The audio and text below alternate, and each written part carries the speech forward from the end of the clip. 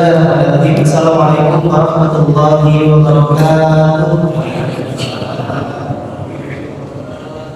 Alhamdulillahilladzi bi ni'matihi tatimmus shalihat.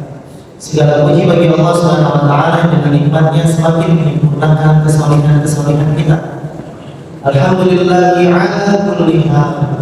Segala puji bagi Allah Subhanahu wa taala atas segala urusan takdir yang menimpa di dalam kehidupan kita, baik yang sesuai dengan apa yang kita inginkan ataupun kadang-kadang mungkin belum sesuai dengan apa yang kita harapkan. Tapi yakinlah al-insanu mudabbir wallahu muqaddir. Manusia boleh berencana, boleh menyusun target dan tujuan, tapi Allah lah sang pemilik takdir. Dan takdir dari Allah adalah takdir terbaik untuk hamba-hambanya. Wa asa an takrahu syai'an wa huwa khairul lakum, wa asa an tuhibbu syai'an wa huwa syarrul lakum. Boleh jadi kita ini membenci sesuatu, tidak ingin sesuatu itu datang dalam kehidupan kita, tapi ternyata Allah datangkan di dalam kehidupan kita, karena Allah tahu itu yang terbaik untuk hamba-Nya. Dan boleh jadi kita ingin cintai sesuatu, menginginkan sesuatu, tapi Allah tidak berikan kepada kita, karena Allah tahu bahwa sesuatu itu tidak baik untuk hamba-Nya. Allah Maha tahu dan kita tidak mengetahui. Maka senantiasa berhusnuzonlah pada apa yang telah Allah letakkan kepada kita di dalam kehidupan. Salawat dan salam semoga selalu tercurahkan kepada teladan kita Rasulullah Muhammad sallallahu alaihi wasallam beserta seluruh para sahabat yang mulia.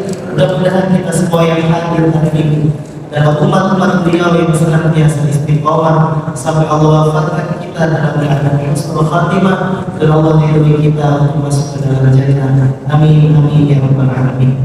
Bapak dan Ibu yang dirahmati Allah Subhanahu wa taala, hari ini kalau tadi Bapak Ibu bicara melihat langit, di langit itu bulan tampak sudah sangat bulat penuh. Dibentuk bulan-bulan kadang seperti sabit, kadang-kadang hanya setengah. Tapi kalau bentuk bulan sudah penuh, di dalam hitungan Islam tandanya sudah masuk di pertengahan bulan. Jadi kalau bulan di langit itu sudah penuh, biasanya hitungannya 13, 14, 15 sampai 16. Itu bentuk full bulan itu penuh. Dan berarti kita sudah ada di pertengahan bulan di dalam hitungan Hijriah. Dan kita hari ini sudah ada di bulan Sya'ban. Yang kata Nabi SAW di dalam riwayat An-Nasa'i, ada bulan di antara Rajab dan Ramadan yang paling banyak dilalaikan oleh manusia. Itu adalah bulan Sya'ban. Kenapa dilalaikan? Mungkin seseorang sudah fokus dengan akan menyambut datangnya bulan Ramadan. Fokusnya karena di Ramadan nggak boleh makan, fokus kita di bulan Sya'ban adalah makan-makan.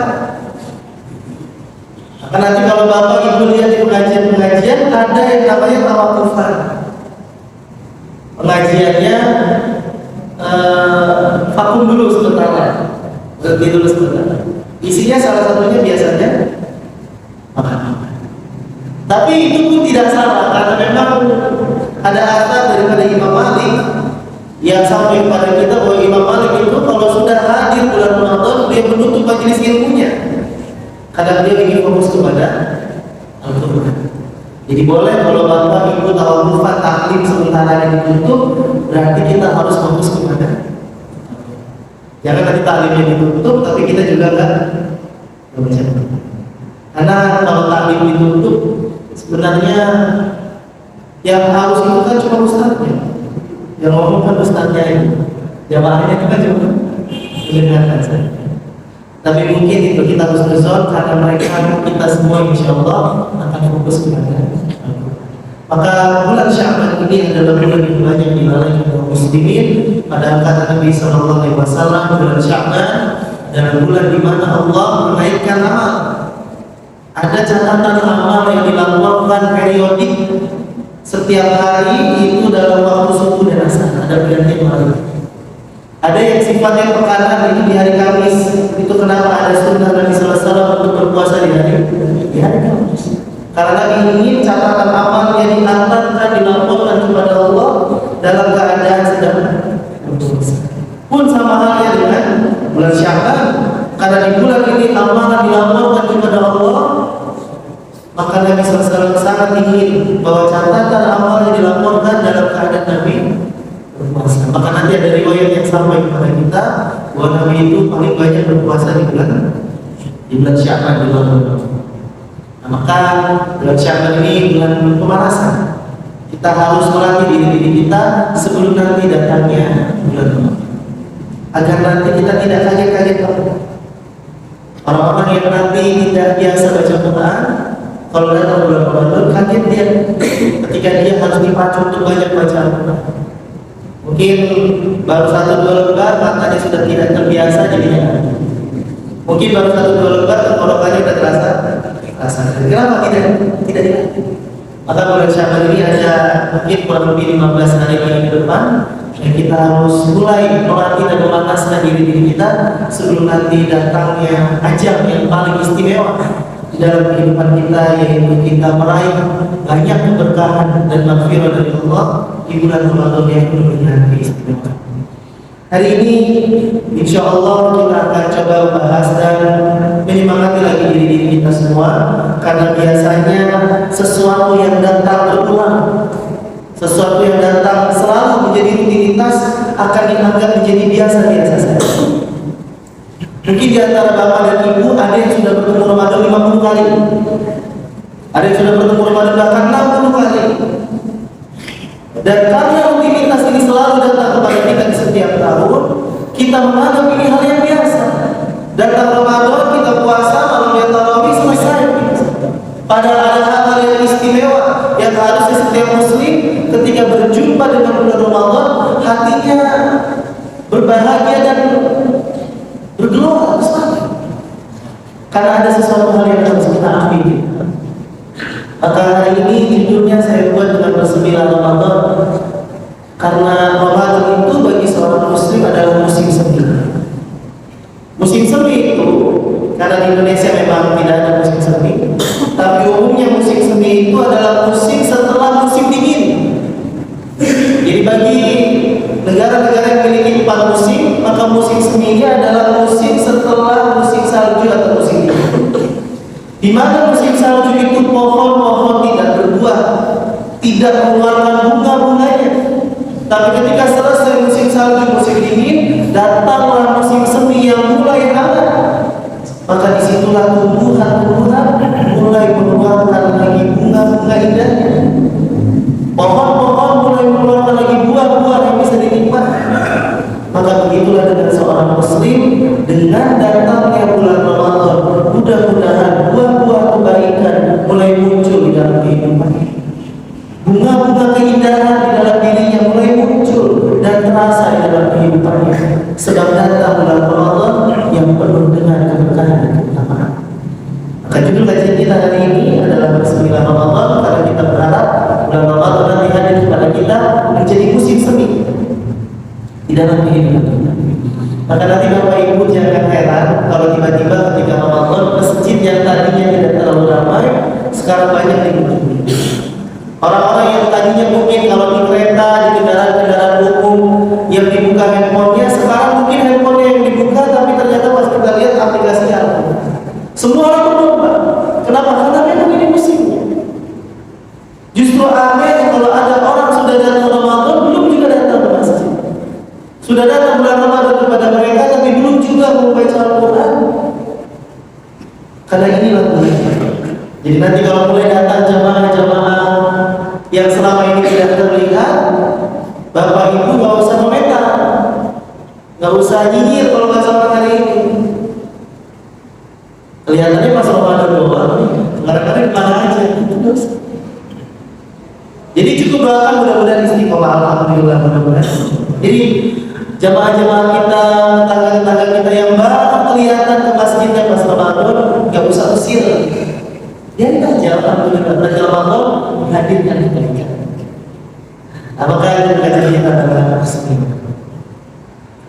Mereka yang menganggap Ramadan adalah bulan yang penuh keistimewaan, bulan yang penuh dengan sesuatu hal yang spesial, adalah mereka yang tahu keutamaannya.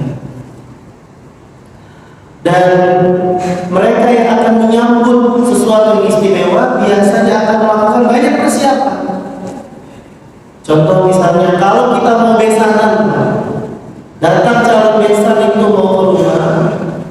Biasanya rumah-rumah itu kalau catnya agak mudah dicat ulang. Kalau mungkin pagarnya udah agak-agak rusak diperbaiki. Sesuatu hal yang terlihat tidak baik akan diperbaiki. Kenapa? Karena ada tamu istimewa yang akan hadir dalam kehidupan. Akan hadir ke rumahnya tamu istimewa. Maka tuan rumah akan bersiap. Kenapa? Yang datang ini bukan sesuatu yang biasa, tapi hal yang spesial dalam kehidupan ini. Maka disiapin semua. Begitu juga dengan orang, karena kita tahu tamu yang hadir ini adalah istimewa, maka perlu banyak persiapan untuk menyambut. Dan kita harus kembali mengingat dan mengetahui apa saja keutamaan yang telah Allah sebutkan di bulan Ramadan agar kita kembali bersemangat menyambut tamu yang istimewa. Yang pertama, bulan Ramadan menjadi istimewa karena di bulan Ramadan itulah Allah menurunkan Al-Quran. Sesuatu yang berkaitan dengan Al-Quran pasti Allah istimewa. Dua kota yang sampai hari ini disebut sebagai dua kota suci, kota Makkah dan Madinah, itu menjadi istimewa karena di dua kota itu Allah turunkan Al-Quran. Maka kalau kita baca Al-Quran sampai hari ini, kita melihat ada tulisan surat Makkiyah, surat Madaniyah. Karena itu tanda bahwa surat ini diturunkan di kota Makkah dan diturunkan di kota. Maka sampai hari ini ila yaumil qiyamah, sampai hari kiamat, Allah akan jaga keistimewaan dan keutamaan dua kota suci. Bahkan Dajjal akan datang ke semua tempat kecuali dua kota ini. Karena ketika ia akan masuk ke dalamnya, ada malaikat yang membawa sebuah pedang besar. Menurut hadis Nabi Sallallahu Alaihi Wasallam, maka dua kota ini menjadi istimewa karena di kota ini diturunkan. Malaikat Jibril alaihissalam menjadi pemimpin dari para malaikat. Mengapa malaikat Jibril mendapatkan posisi yang sangat tinggi? Salah satunya adalah karena malaikat Jibril membawa wahyu Al-Quran dari Allah Subhanahu Wa Taala kepada Nabi Muhammad Sallallahu Alaihi Wasallam. Rasulullah Muhammad SAW menjadi Sayyidul Anbiya wal Mursalin, pemimpin para nabi dan rasul. Bahkan di dalam peristiwa Isra wal Mi'raj, Nabi memimpin menjadi imam untuk seluruh para nabi dan rasul. 124.000 nabi, 313 rasul menjadi makmum daripada Nabi Muhammad SAW. Salah satu faktor istimewanya adalah karena kepada Nabi Muhammad SAW Allah memberikan Al-Quran. Maka Ramadan menjadi istimewa karena di bulan itulah Allah menurunkan Al-Quran. Sebagaimana firman Allah Subhanahu Wa Taala, "Syahrul Ramadan alladzi unzila fihi Al-Quran hudan lin-nasi wa bayyinatin minal huda wal furqan." Dan di dalam hari-hari di bulan Ramadan itu, bulan yang di dalamnya diturunkan Al-Quran. Saya sedikit menjelaskan Bapak Ibu bahwa Al-Quran itu diturunkan dengan dua cara. Yang pertama dalam bentuk jumlatan wahidatan, dan yang kedua dengan cara tanzil bernama. Dalam bentuk jumlatan wahidatan, inilah yang diturunkan di bulan Ramadan. Kata Ibnu Katsir ketika menjelaskan daripada ayat ini, Allah Subhanahu Wa Taala menurunkan kalamnya atau firman Allah ke Lauhul Mahfuz. Lalu dari Lauhul Mahfuz diturunkan ke Baitul Izzah di atas langit dunia. Itu dalam bentuk jumlatan wahidatan, langsung 30 juz. Itulah kenapa Nabi Sallallahu Alaihi Wasallam mengetahui urutan bahwa Al-Quran dimulai dari Al-Fatihah sampai surat An-Nas, padahal turunnya dari surat Al-Alaq. Jadi kenapa turunnya dari surat Al-Alaq tapi disusun dari Al-Fatihah sampai An-Nas? Dari mana Nabi SAW tahu bahwa susunan awal itu dari Al-Fatihah dan diakhiri sampai An-Nas? Bahkan ayat yang turun itu kita ketahui dari surat Al-Maidah. Tapi kenapa disusun dari Al-Fatihah sampai An-Nas? Karena memang ketika Allah turunkan dari Lauhul Mahfuz ke Baitul Izzah di atas Ka'bah belum lama di langit dunia itu dalam bentuk jumlah dan wahidatan, langsung dalam bentuk 30 juz 114 surat seperti yang hari ini kita ketahui. Dan itu terjadi di bulan Ramadan. Sebagaimana firman Allah di dalam surat Al-Quran, bahwa Allah menurunkan Al-Quran itu di malam Lailatul Qadar. Menurut Syekh Sofiyur Rahman Al-Bahfuri di dalam Ar-Rahmul Maktum Sirah Nawawiyah, itu turunnya pada tanggal 21 Ramadan. Walaupun nanti ada khilaf di antara ulama yang mengatakan turunnya 17 Ramadan. Makanya sebagian kaum muslimin melakukan peringatan nuzulul Quran itu tanggal 17. Tapi menurut Syekh Sofiyur Rahman, mengapa disebut malam Lailatul Qadar? Sedangkan yang kita ketahui dalam beberapa asar dan riwayat hadis Nabi sallallahu alaihi wasallam, Lailatul Qadar itu terjadi di 10 malam yang terakhir, di malam-malam ganjil. Maka kata Syekh Sofiyur Rahman, menurut bukti yang saya pelajari, Al-Quran itu kemungkinan turunnya bukan tanggal 17, tapi di tanggal 21 Ramadan. Kalau kulihat ini ada jelas di antara tahun. Jadi turunnya itu memang di bulan Ramadan. Dan Taurat, Injil, dan juga Suhuf daripada Nabi Ibrahim alaihissalam turun juga di bulan Ramadan. Jadi bulan ini memang bulan yang istimewa karena di dalamnya diturunkan Al-Quran. Dan yang kedua, mengapa bulan ini menjadi istimewa? Karena hadis Nabi sallallahu alaihi wasallam, "Idza kana awwalul lailatin min syahri Ramadan, sufidat asyayatin." Kalau nanti sudah datang bulan Ramadan, di dalam riwayat yang lain, "Idza jaa Ramadan, futihat abwaabul jannah wa ghuliqat abwaabun nar wa sufidat asyayatin." Telah datang kepada kalian bulan Ramadan, syahrul mubarak, dia adalah bulan yang penuh dengan yang berkah. Itu adalah ziyadatul khair atau ziyadatul taat. Berkah itu adalah bertambahnya kebaikan dalam segala urusan dan bertambahnya ketaatan. Maka datangnya Ramadan akan menambah semua kebaikan-kebaikan, akan menambah ketaatan-ketaatan, karena memang bulan ini adalah bulan yang penuh dengan kebaikan. Maka kalau kita sebut makanan itu makanan yang berkah, adalah yang setelah kita makan bertambah kebaikan dan ketaatan. Ilmu itu ilmu yang berkah ketika orang itu memiliki ilmu, bertambah ketaatan dan kebaikan. Harta itu menjadi harta yang berkah ketika dengan hartanya bertambah kebaikan dan ketaatan. Maka Ramadan ini berkumpul semua keberkahan. Apa keberkahan yang Allah tunjukkan? Salah satunya di bulan ini Allah membuka semua pintu-pintu surga telah Allah buka. Jadi nanti kalau datang Ramadan kepada kita, di bulan itu Allah sedang membuka semua pintu surga. 8 pintu surga itu Allah buka semua untuk kaum muslimin. Apa maknanya kata para ulama? Karena banyaknya amalan-amalan yang jika dilakukan oleh seorang hamba akan mengantarkan kepadanya ke dalam surga. Waktu dikasih apa benar dan ditutup semua pintu neraka. Ada 7 pintu neraka. Itu semuanya ditutup. Ini isyarat dari Allah bahwa di hari-hari di bulan Ramadan nanti, jika Allah takdirkan kita sampai ke dalam bulan, maka di hari-hari tersebut akan banyak hamba-hamba Allah yang dibebaskan dan diselamatkan dari neraka, sebab Allah telah mengampuni dosa-dosa. Dan yang ketiga, mengapa bulan itu menjadi berkah? Wasufidat asyayatin. Nanti di bulan Ramadan itu setan-setan ini dulu dipenjarakan, diikat, dirantai. Ini menurut penjelasan para ulama, karena nanti kaum muslimin akan merasakan suasana di mana melakukan kebaikan itu terasa menjadi lebih mudah dan bersemangat, dan melakukan kemaksiatan dosa terasa lebih berat. Kenapa? Karena memang setan-setan sedang tidur. Walaupun nanti kita tetap akan melihat ada orang-orang kaum muslimin yang tetap jatuh kepada kemaksiatan, karena mungkin saking tipisnya iman orang tersebut yang sudah terbiasa jatuh kepada kemaksiatan, maka setan tidak perlu lagi menggoda. Atau bahkan mungkin orang tersebut yang telah menjadi kita sering lihat Pak, apalagi anak-anak sekolah nanti.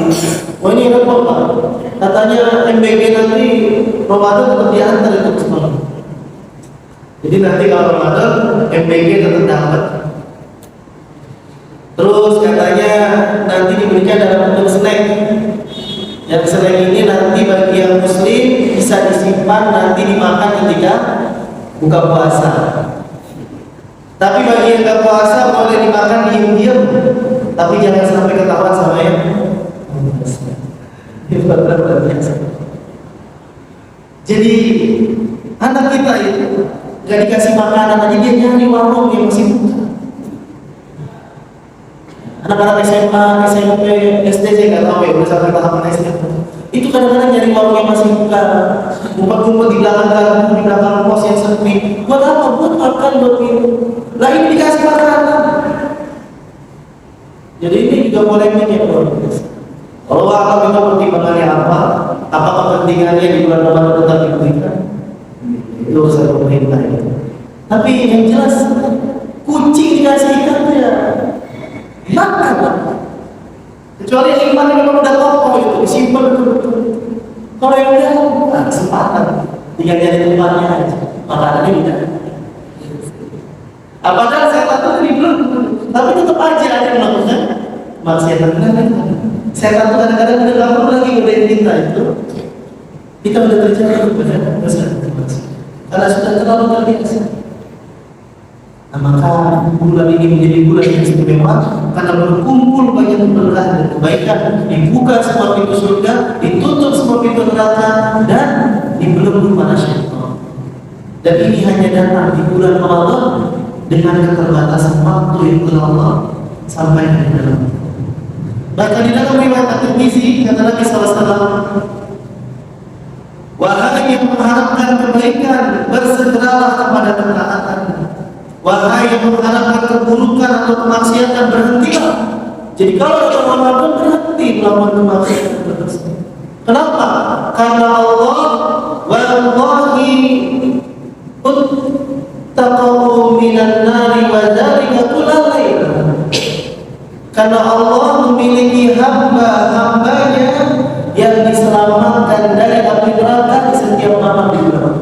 Jadi di mana malam Ramadan ada hamba-hamba Allah yang diselamatkan dari api neraka. Maka mudah-mudahan Allah SWT dalam kita semua. Jadi bulan ini benar-benar karena bulan ini penuh dengan keberkahan, maka jangan sampai kita rugi.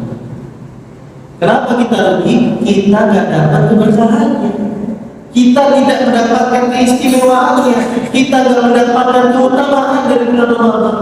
Ketika orang-orang sudah bergegas melakukan amal soleh, kita masih tenang-tenang aja. Orang-orang berlomba untuk datang ke masjid, kita masih nyantai-nyantai. Orang-orang sudah semangat di dalam tilawah Quran, kita masih santai-santai. Kenapa? Ayyaman ma'dudah. Ramadan nanti bakal datang kepada kita, itu waktunya sangat panas.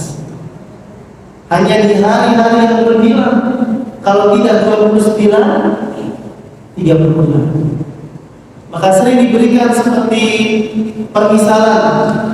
Ketika seseorang diberikan kesempatan untuk masuk ke dalam gudang, yang gudang tersebut atau ruangan tersebut isinya dalam emas, uang dan lain sebagainya, tapi dibatasi hanya 30 menit. Silakan 30 menit ini digunakan sebaik-baiknya, masuk ke dalam ruangan yang isinya emas, perak, uang dan lain sebagainya. Maka kira-kira kalau kita diberikan kesempatan seperti itu, apa yang pertama kali kita lakukan? Pasti kita cari dulu karung yang paling besar. Kenapa? Untuk mengambil semua itu. Bahkan kadang-kadang kalau udah nggak kuat lagi di bawah itu, kita rela untuk seret ke karung. Kenapa? Waktunya terbatas, kesempatannya luar biasa. Kalau sudah dimulai 3, 2, 1, lari kita semua. Waktu itu berharga banget bagi kita. Kenapa? Waktunya terbatas, hanya 30 menit. Dan di dalamnya itu ada sesuatu yang luar biasa. Maka seorang muslim juga begitu.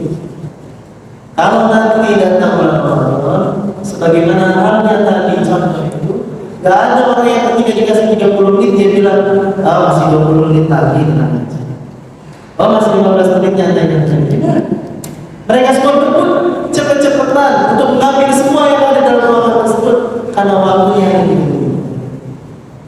Maka orang Islam, kaum muslimin juga seperti itu.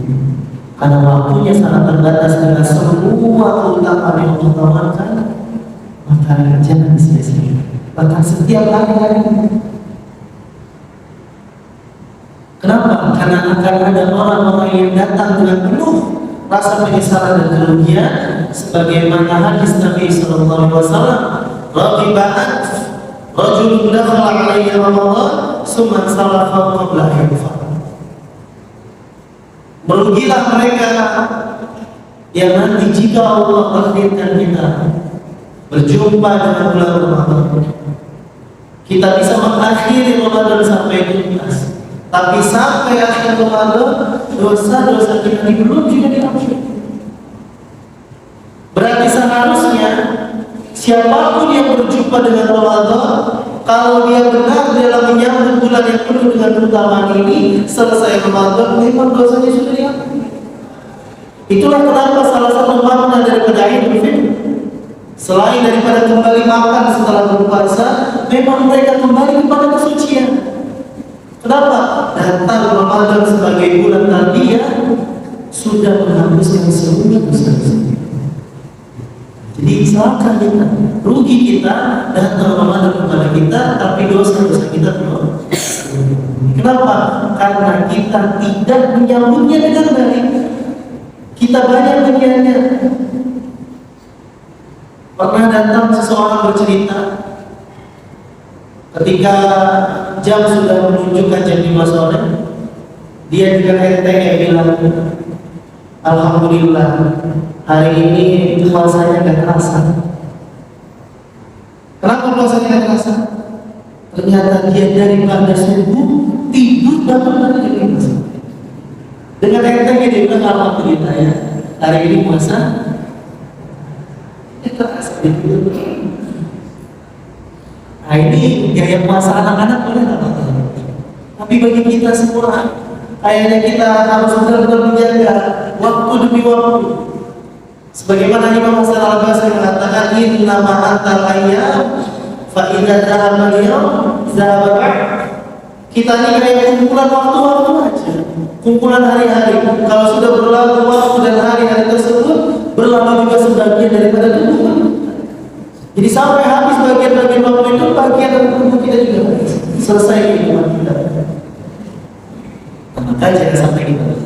Karena banyak orang-orang yang menyesal. Mungkin kita masih mengingat berapa banyak jamaah-jamaah kita yang tahun lalu masih bersama kita.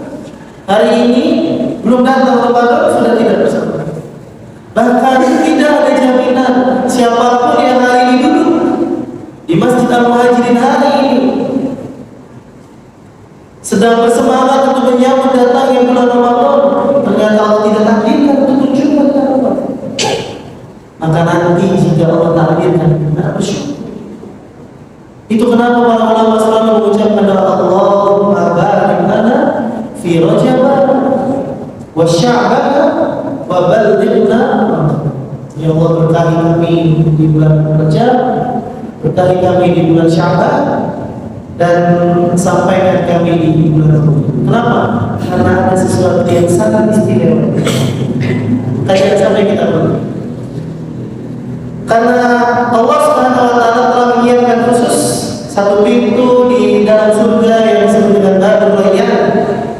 Inna fil jannah baban yuqalu lahu ar-Rayyan. Allah telah menyediakan satu pintu di dalam surga yang namanya Babul Rayyan. Ini adalah pintu untuk orang-orang yang berpuasa dengan baik di bulan Ramadan. Ada orang-orang yang akan masuk dalam surga dalam bab sholat, karena dia adalah ahli sholat. Banyak sholat sunnahnya, sholat sunnah rawatib dan lain sebagainya. Ada mereka yang dalam bab sedekah, karena mereka adalah orang-orang yang ahli di dalam sedekah, banyak infak dan sedekahnya.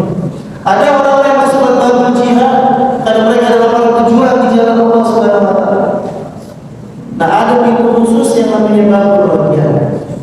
Pintu ini nanti akan menyeru dengan ucapan aina shaimun fayaqulu.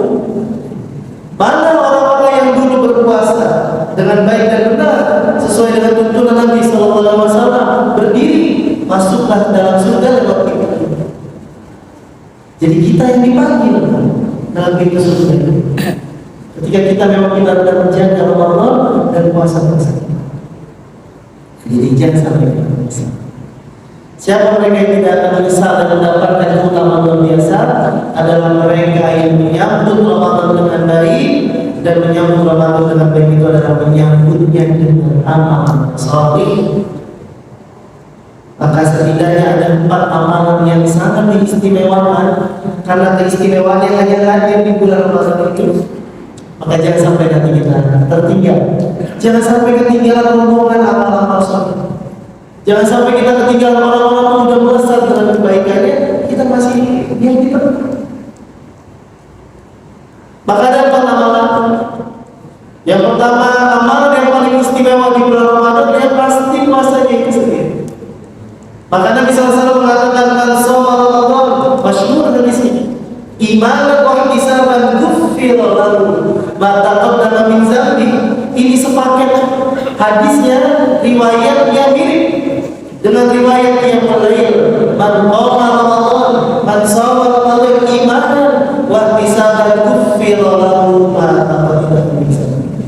Siapapun yang dia berpuasa di bulan Ramadan, mereka menegakkan qiyamul lail atau tarawih di bulan Ramadan, imanan, dengan penuh iman, ihtisaban, dengan mengharap pahala kebaikan, maka Allah jamin ghufira lahu ma taqaddama min dzambi, akan diampuni semua dosa-dosa yang telah lalu. Idza janibul kabair, dijelaskan oleh ulama, selama dia meninggalkan dosa-dosa besar. Jadi kalau dia meninggalkan dosa-dosa besar, otomatis semua dosa-dosanya telah diampuni oleh Allah Subhanahu. Tapi ini yang puasanya penuh dengan iman dan ihtisan. Apa yang dimaksud dengan iman dan ihtisan? Tentu orang yang datang bulan Ramadan kepada mereka belum tentu puasanya dengan iman dan ihtisan. Berapa banyak kaum muslimin puasanya itu karena mengharapkan, kita anak-anak kalau ini pengen dapat THR dari orang tua. Apakah sering gitu ya Pak ya? Kalau puasanya full nanti dapat THR 100.000, 200.000. Nah, anak-anak kita tuh puasa belum tentu karena iman. Tapi kita memang mengharapkan hadiah dari orang tua. Tapi kalau udah level kita, kayaknya udah gak ada. Betul-betul kita nih karena iman, karena menjalankan daripada perintah Allah SWT. Yang paling penting ihtisab, mengharapkan pahala. Karena kalau orang puasanya itu ihtisab, mengharapkan pahala, dia akan jaga betul pahalanya ini tidak hilang. Karena ada perbuatan-perbuatan yang membatalkan puasa, tapi banyak orang lupa dengan amalan atau perbuatan yang membatalkan pahala puasa. Jadi puasanya sah, dia nggak makan, dia nggak minum, dia tidak jima, tidak berhubungan, tapi pahalanya tidak dapat. Dalam riwayat hadis disebutkan, laisa ju' wal hadis. Dia cuma dapat lapar dan kenapa? Puasanya itu sekedar menahan lapar. Maka ada riwayat yang sampai kepada kita, datang seseorang kepada Nabi SAW, atau datang seseorang kepada kita nanti mengajak kita itu berkelahi, berantem, atau menguras amarah dan emosi kita, maka katakan kepada orang itu, "Anda shahim, saya lagi puasa." Maksudnya saya lagi puasa nih, jangan kita bilang tunggu nanti buka puasanya. Ada orang ngajakin gibah misalnya ibu-ibu, baik di majelis WhatsApp ataupun majelis langsung, di pertemuan langsung, ibu harus bilang, "Maaf ya, saya lagi puasa." Nanti aja dulu azan maghrib misalnya. Kenapa? Karena Allah mendatangkan Ramadan 1 bulan itu untuk membuat kita punya kebiasaan baik. Makanya menurut teori dari ibadah itu, habit atau kebiasaan seseorang itu terbentuk 40 hari. Jadi kalau sudah dilakukan 40 hari berturut-turut tidak ditinggal, biasanya itu akan menjadi kebiasaan seseorang. Allah tuh ingin untuk kita tuh 30 hari. Jangan berdusta 30 hari. Tolong ucapkan yang benar-benar dan yang baik-baik saja. Jangan lagi gibah ngomongin orang. 30 hari kita lakukan itu, selesai Ramadan insya Allah Itu udah jadi kebiasaan kita. Maka kita dikembali. Apakah katakan kepada orang tersebut, ada soim, saya lagi puasa, tamatnya 1 bulan, bukan cuma dari subuh sampai malam. Nah, ini yang sering itu. Makanya kenapa kita tetap jatuh pada kesalahan yang sama, bahkan setelah Ramadan, karena kita tamatnya cuma dari subuh sampai malam. Padahal ini istimewa. Di dalam puasa kita perlu betul-betul memahami dan mempelajari secara utuh bagaimana sifat daripada puasa Nabi SAW, bagaimana Nabi sahurnya, bagaimana Nabi di dalam menjalani aktivitasnya, bagaimana Nabi berbuka puasanya. Kenapa? Hari ini kita memang fitnahnya luar biasa. Kalau Bapak lihat acara TV kalau sahur, zaman saya masih SMP SMA itu, kalau kita setel TV lagi sahur, isinya memang kebanyakan acara lama. Ya kan? Jadi saya lagi bayangin, kayaknya rakyat Indonesia ini banyak yang sedih. Sampai subuh-subuh aja kita udah harus dihibur dengan acara makan. Padahal waktu sahur itu waktu yang penuh dengan keberkahan. Jadi isi dengan kebaikan. Sahurnya diakhirkan. Jadi jangan jam 2:30 udah sahur. Kalau ini begitu sudah kan salam diakhirkan sahurnya. Lalu kalau sudah mau habis waktu sahur, wabil ashari yastaghfirun. Banyak kita beristighfar. Nah ini sifat puasa Nabi SAW. Kalau Bapak puasa sebaliknya disegerakan. Walaupun mungkin Bapak lagi di jalan, kalau sudah azan berkumandang stop, berhenti lalu berbuka atau membatalkan puasanya. Dan menjelang berbuka ada waktu-waktu yang mustajab. Jadi para masjid DKM itu kalau sudah membuka puasa usahakan 5 menit sebelum azan sudah selesai semua. Jadi ketika jamaah ini duduk itu waktu-waktu mustajab, Pak. 5 menit sebelum azan itu kita fokus betul. Karena itu waktu-waktu yang sangat mustajab. Dan ini yang banyak ditinggalkan. Kita sangat sibuk kalau menjelang berbuka. Padahal ada waktu yang sangat mustajab. Itu berpuasa. Kaidahnya adalah tinggalkan sesuatu yang wafat. Man lam yada' qawla zur wal 'amal falaysa lillahi hajatun. Bahwa ketika seseorang itu tidak meninggalkan kalimat-kalimat dusta, ucapan-ucapan bohong, kezaliman, kalimat kotor dan wafat, maka Allah itu memang tidak butuh puasa. Maksudnya hilang. Jadi memang puasa ini bukan hanya menahan lapar, tapi memang menjaga diri kita daripada hal-hal yang bisa menghapuskan lapar. Nah itu puasa. Yang kedua, qiyamul lail, tarawih. Walaupun tarawih ini adalah amalan sunnah, tapi di bulan Ramadan ini Allah sudah memberikan kemudahan. Yang qiyamul lail itu harusnya di sepertiga malam terakhir bisa dimajukan pada isya, dipimpin bersama imam. Jadi kita ini yang hafalannya sedikit, alhamdulillah tertolong kalau berjamaah. Tinggal ikut aja sama imam. Itu pun masih banyak ya yang kedua sama imam. Jadi Ustaz saya ini besar kemungkinan juga nanti banyak yang kedua itu. Kenapa yang kedua? Jamaah kita kalau kepanjangan sedikit, oke enggak. Padahal ini hari-hari istimewa. Dan kita bisa berpatokan dengan hadis Nabi SAW saja. Apa kata Nabi SAW ketika Mu'ad mengimami terlalu panjang, kata Nabi bacalah yang ringan. Dan ringannya level Nabi SAW dan para sahabat itu, standar kita hari ini adalah Sabbi isma rabbika a'la. Jadi al-a'la itu bacaannya yang ringan. Bagi kita al-a'la ringan atau panjang? Sebenarnya kalau alhamdulillah, kalau ada yang makanya saya ini beberapa masjid itu udah dikasih notis, Pak, dikasih rambu-rambu. Ustaz kalau nanti imami aduhan ke bawah, jadi udah dikasih rambu-rambu. Jadi aduhan ke atas itu panjang, alail itu udah kepanjangan, ala itu aduhan. Jadi jamaah kita sampai segitu. Padahal kita Ramadan itu bulan tarbiyah, naikin sedikit aja level kita. Berlatih untuk berdiri lebih lama. Karena ini bulan memang penuh hujan. Keistimewaannya itu kalau sholat sampai waktu salam yang terakhir, kutiba lahu qiyamul lail. Dicatatkan orang tersebut sholat sepanjang malam dari pada isya sampai subuh.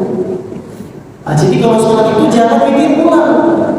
Masih ada mungkin jamaah kita yang witirnya pulang, alasannya ingin nanti sholat tahajud lagi pas malam, nutupnya dengan witir. Padahal tidak masalah. Kalaupun mereka sudah witir hari itu, nanti baru dia mulai silakan, tapi tidak perlu ditutup dengan witir. Nah, jadi dia mulai usahakan kita kalau tidak ada uzur semaksimal mungkin untuk bisa melakukan dan tidak meninggalkan tarawih pagi. Nanti ini juga perlu kita pelajari bagaimana sifat sholat yang mulai Nabi sallallahu alaihi wasallam. Itu yang kedua. Yang ketiga, apa yang perlu kita usahakan adalah tilawatil Quran. Karena bulan ini memang bulan yang penuh dengan keistimewaan. Salah satunya diturunkan Quran, maka bulan ini bulan Quran. Tadi saya sampaikan di awal, para ulama menutup majelis ilmu karena ingin fokus kepada Al-Quran. Satu hurufnya dibaca bernilai 10 kali lipat. Di luar bulan Ramadan, di bulan Ramadan kata Nabi sallallahu alaihi wasallam, kullu amalin ibnu Adam yudha'aful hasanah asyru amsalha ila 70 biha.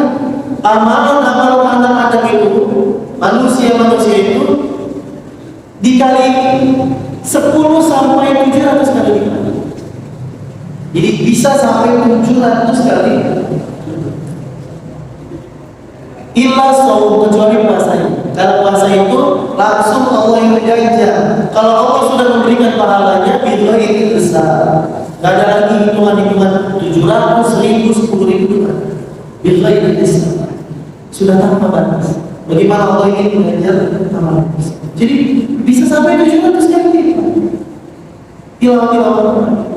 Dan kata Imam Syafi'i, kalau saya tidak salah itu, beliau pernah menghitung jumlah huruf dalam Al-Quran itu kurang lebih 1.027.000. Jadi kalau kita khatam Al-Quran, itu huruf yang sudah kita baca 1.027.000. Dikali 10 juta sekian. Dikali 700 juta. Pahala atau 700 juta pahala. Maka mungkin boleh di-challenge.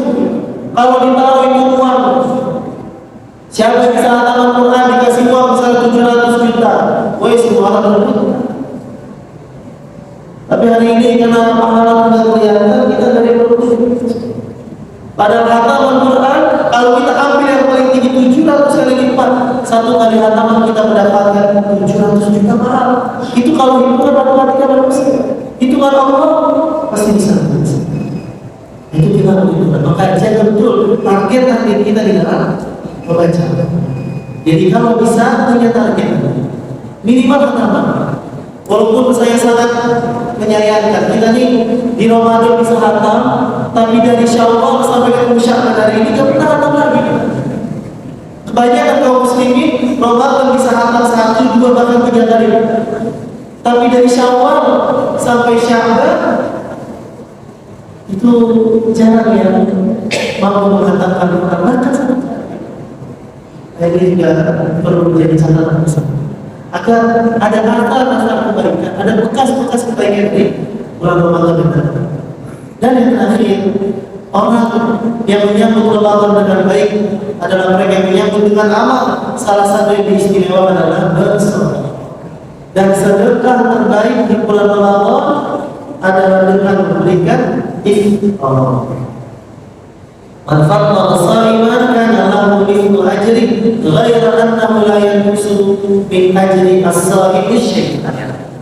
Siapapun yang memberikan makan untuk orang yang berpuasa, maka baginya pahala seperti yang berpuasa tersebut tanpa mengurangi pahala orang yang berpuasa. Kalau di Hajirin ada 60 orang yang setiap hari berbuka puasa, kita berikan infak, maka setiap harinya kita mendapatkan 61 pahala puasa. Satu pahala kita 60 dari orang-orang yang memakan makanan yang kita beri.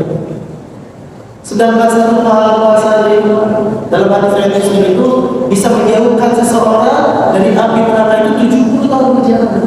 Bagaimana kalau kita mendapatkan 60 pahala puasa? Maka ini hal yang sangat istimewa. Jadi jangan sampai nanti di masjid-masjid itu amal soleh itu dimonopoli, Pak. Udah saya tanggung 1 bulan iftarnya, jangan Pak. Kita yang rugi. Jadi penting betul masjid membuat giliran mungkin atau memberikan kesempatan untuk berinfak untuk iftar, untuk memberikan, karena ini program amal soleh yang luar biasa. Maka jauhkan hal ini, membuat buang waktu, apalagi melakukan dosa dan maksiatan. Karena kita ini datang di waktu yang sangat spesial. Kalau kebaikan itu dilipat gandakan di bulan Ramadan, maka hal yang sama berlaku ketika seseorang masih melakukan dosa dan maksiat di bulan Ramadan. Mafhum mukhalafahnya, pemahaman sebaliknya adalah dia pun akan berlipat nilai dosa. Maka tinggalkan membuang-buang waktu, kesia-siaan, apalagi jatuh kepada dosa dan maksiat. Wallahu a'lam bishawab. Tamu istimewa itu akan segera datang, maka sambut hadiah dengan baik, sambut hadiah dengan amal. Jangan sampai kita menyesal karena mungkin ini Ramadan terakhir. Jika nanti Allah sampaikan umur kita pada bulan Ramadan yang Allah berikan untuk kita semua. Allahumma sallimni ila Ramadan wa sallimni Ramadan wa tasallimni Ramadan. Ya Allah, mudah-mudahan hingga sampai ke bulan Ramadan dan hantarkanlah Ramadan kepadaku dan berikanlah amal-amal di bulan Ramadan. Barakallahu fikum. Ini yang bisa saya sampaikan. Sebelum itu mungkin ada yang mau bertanya? Kalau tidak,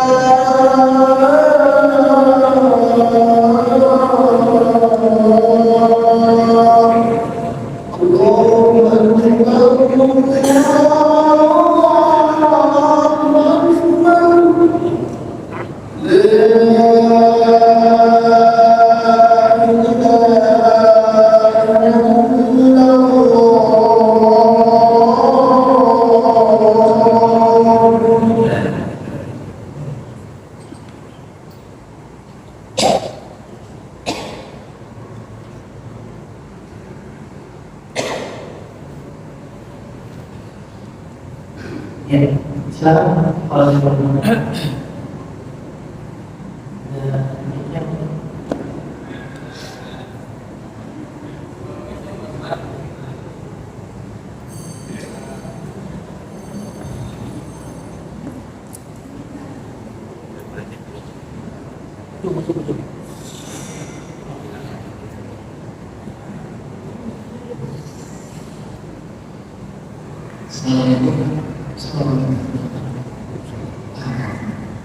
Mohon izin saya bertanya, di bulan Ramadan banyak bersedekah, mulai dari makanan dan minuman, banyak yang berbuat pahala untuk sedekah di bulan Ramadan. Apakah di bulan Ramadan itu sedekah yang paling baik itu apakah sebuah makanan atau minuman? Padahal kita sebagai manusia bekerja, berusaha masing-masing, belajar,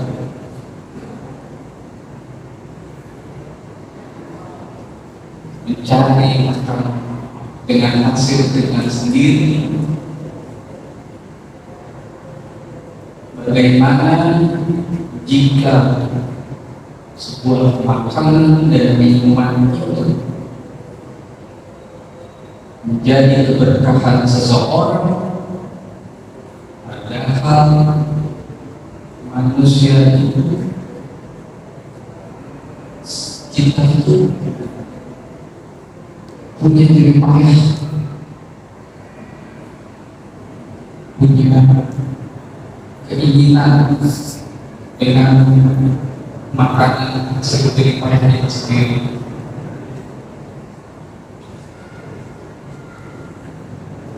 Jadi di bulan Ramadan itu yang lebih baik itu sedekah seperti apa?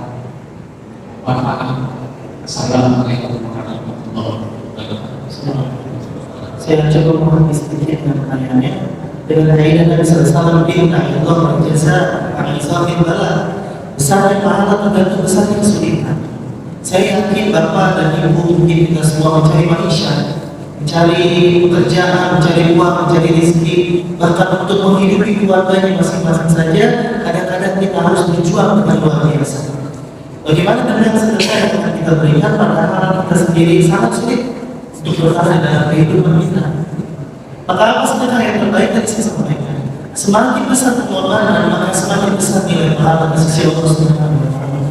Mereka yang ingin berinfak 10.000 dengan penghasilan 1 juta per bulan akan sangat berbeda dengan hasil dan nilai besarnya ketika orang itu berinfak 10.000 pada penghasilan hanya 500.000 per bulan.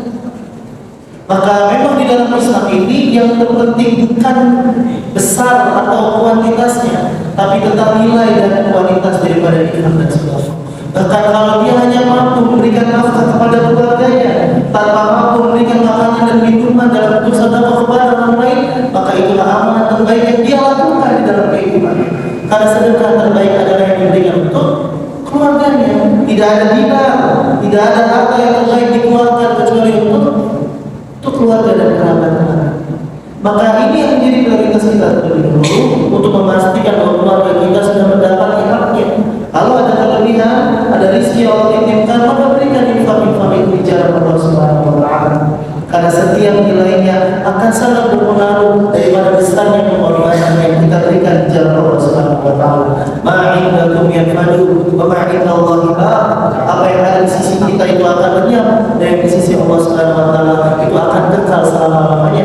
maka sebagian harta kita dititipkan di jalan Allah Subhanahu wa taala. Tapi penuhi dulu bagaimana kebutuhan daripada prioritas keluarga kita, diri kita, dan semua saudara-saudara yang ada di dekat dengan diri kita. Kerabat-kerabat kita itulah yang memiliki hak paling besar untuk mendapatkan nafkah sedekah-sedekah terbaik kita. Setelah itu berikan kepada orang-orang yang membutuhkan, karena memang di bulan ini adalah bulan yang penuh dengan istimewa. Maka apa yang menjadi sedekah terbaik tadi? Memang salah satunya adalah dengan memberikan makanan, karena hadisnya itu memang sangat terikat dengan kedudukan orang yang berbuka. Tapi tadi yang saya sampaikan, prioritaskan terlebih dahulu untuk diri kita, keluarga kita, bagi untuk orang lain. Mudah-mudahan kita sebagai undangan oleh Allah Subhanahu wa taala untuk memberikan yang terbaik untuk keluarga kita dan kaum muslimin, yang memudahkan semua ikhtiar kita dan menjadikan kita semua yang sedang berjuang untuk keluarga kita, untuk saudara kita, untuk siapapun yang hari ini kita tanggung tercatat sebagai jihad fisabilillah. Wallahu a'lam bishawab. Ini itu yang bisa saya sampaikan. Seperti saya cukupkan terlebih dahulu. Ada lagi? Assalamualaikum warahmatullahi wabarakatuh. Izin bertanya puasa ini juga sebagai nasihat untuk diri saya sendiri dan juga beberapa saudara dan adik-adik saya di keluarga. Saya ingin menanyakan bagaimana hukumnya seseorang yang berpuasa di bulan Ramadan sementara maksiat masih tetap dijalani, terutama anak generasi muda yang sekarang yang masih dalam tanda kutip pacaran ataupun berkomunikasi dengan lawan jenis, walaupun memang konteksnya bukan pacaran itu sendiri. Dan pertanyaan kedua, apakah langkah yang baik apabila jika seseorang itu berada di posisi tersebut? Kalau dari contoh yang saya nasihati kepada adik-adik saya, misalnya dia pacaran atau sedang dekat dengan seseorang, saya hanya bisa menasihati dengan cara untuk stop berkomunikasi saat di bulan Ramadan dan fokus terhadap ibadah di bulan Ramadan itu sendiri. Mohon tanggapan Ustaz. Terima kasih. Assalamualaikum warahmatullahi wabarakatuh. Syekh Utsaimin pernah menjelaskan ketika ada pertanyaan bagaimana seseorang yang berpuasa tapi tidak sholat. Saya kira patokan ini dulu ya. Bagaimana seseorang yang berpuasa tapi dia tidak sholat lima waktu, dan kayaknya masih banyak di antara kaum muslimin yang dia melaksanakan puasa tapi tidak sholat. Maka ada pendapat yang dijelaskan beliau. Yang pertama adalah puasanya tidak sah karena meninggalkan kewajiban yang sama. Jadi ada pendapat yang mengatakan puasa tidak sah. Yang kedua, tadi pendapat yang disampaikan karena ini kemaksiatan, maka kemaksiatan besar meninggalkan sholat itu dibandingkan kemaksiatan yang lain, maka dia seperti seseorang yang ini diberikan masalah menggunakan pakaian tapi tidak menggunakan celana. Ada yang hilang di dalam dirinya. Jadi aneh, puasa tapi tidak sholat itu aneh. Karena dua-duanya kewajiban. Kenapa kewajiban yang dilakukan, kewajiban yang satu ditinggalkan? Nah, dia seperti itu. Dan paling memungkinkan besar kemungkinan adalah hukumnya dia tidak mendapatkan pahala puasa. Tadi saya sampaikan, man lam yada qaula zur wal amal, kalau dia puasa tapi tidak meninggalkan perbuatan zur, perbuatan kotor, perbuatan jelek, dan tidak ada perbuatan yang lebih jelek daripada meninggalkan sholat, pacaran, zina, dan lain sebagainya, perbuatan jelek. Maka menurut hadis Nabi SAW, dia tidak dapat apa-apa dari puasanya.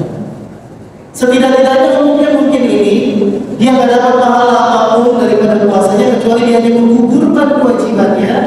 Dia tidak perlu mengkodok puasanya karena dia telah sah puasanya, tapi dia tidak dapat. Tapi bahkan ada ulama yang mengatakan kalau tadi dibandingkan dengan sholat dengan puasa, kalau dia puasa tapi tidak sholat, bahkan ada yang mengatakan bahwa puasanya tidak sah. Sama halnya dengan pacaran, karena itu juga dosa dan kemaksiatan. Maka kembali kepada kaidah yang disampaikan Nabi SAW bahwa dia tidak mendapatkan apapun daripada haus dan lapar. Lalu bagaimana dengan kita kalau masnya punya otoritas, karena mungkin kakak yang paling tua, gunakan otoritas itu kepada adik-adiknya. Atau mungkin kalau itu sebagai kepala keluarga yang menanggung itu semua adik-adiknya, gunakan otoritas itu.